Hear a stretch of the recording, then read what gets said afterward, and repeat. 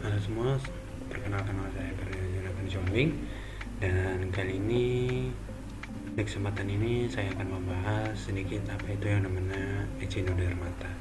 Nah, Echinodermata itu adalah film hewan yang termasuk dalam kelompok Invertebrata, yang mana morfologinya ini memiliki beberapa karakteristik khas yang membedakannya dari kelompok hewan lain.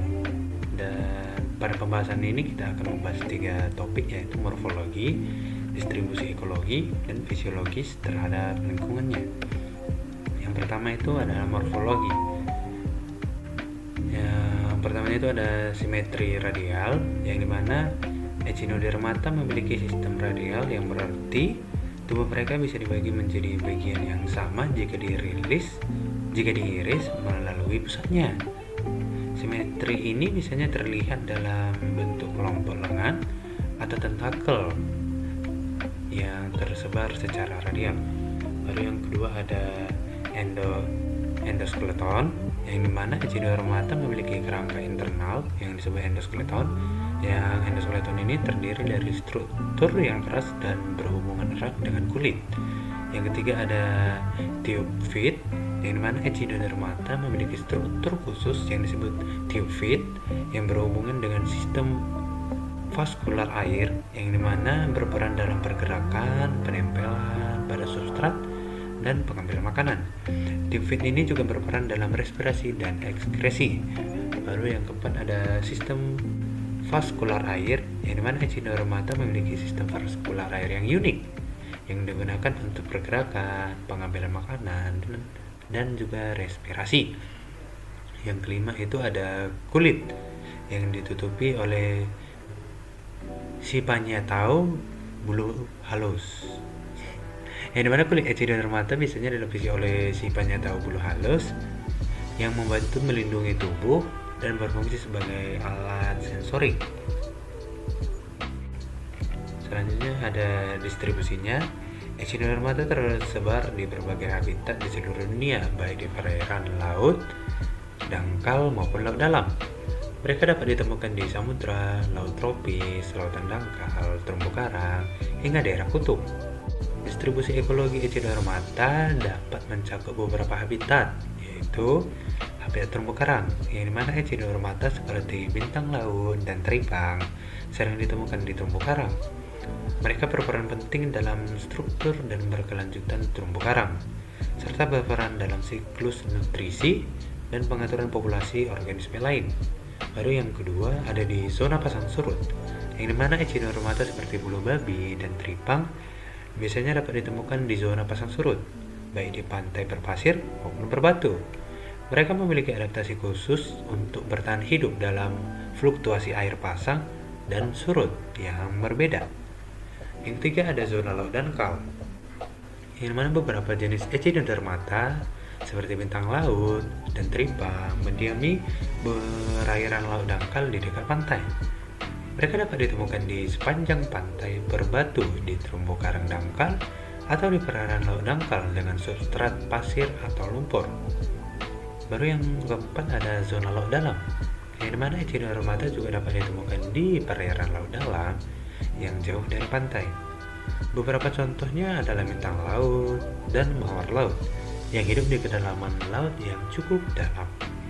Mereka biasanya hidup di perairan yang gelap dan memiliki adaptasi khusus untuk bertahan dalam tekanan yang tinggi dan suhu yang rendah.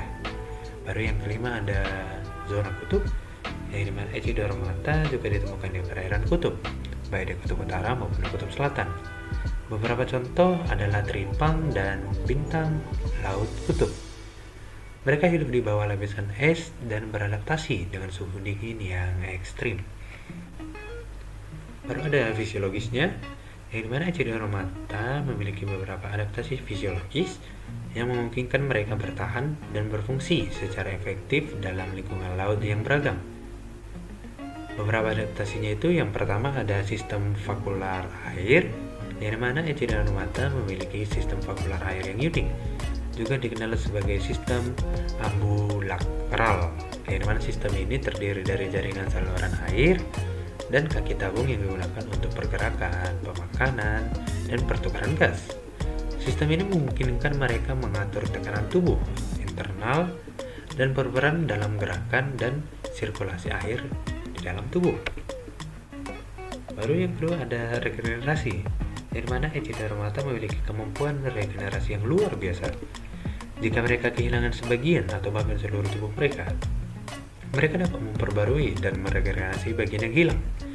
Kemampuan ini memungkinkan mereka untuk bertahan dari kerusakan fisik dan mengatasi tekanan lingkungan. Baru ada osmoregulasi, di mana echinodermata dapat mengatur keseimbangan air dan garam dalam tubuh mereka melalui proses osmoregulasi. Mereka dapat mengatasi perubahan salinitas air laut yang berbeda-beda dengan mengeluarkan atau menyerap air melalui struktur khusus yang disebut bursa ambulakral. Baru ada respirasi.